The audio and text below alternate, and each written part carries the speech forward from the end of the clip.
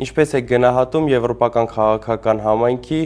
8-րդ համաժողովը Հայաստանում։ Հայերը միշտ եղել են հյուրասեր ժողովուրդ, նախկինում էլ եղել են շատ միջազգային համաժողովներ եւ այլ առիթներով հյուրընկալել են միջազգային խոշոր կազմակերպությունների, շատ երկրների ղեկավարների, բայց ինձ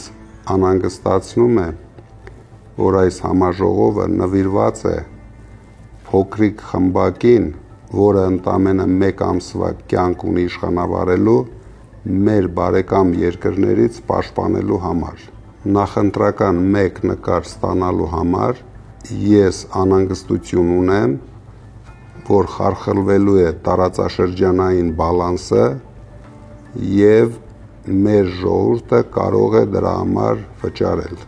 Նույնպես անհանգստություն ունեմ, որ դա կարող է բացել 300,000 ադրբեջանցիների մուտքը Հայաստան։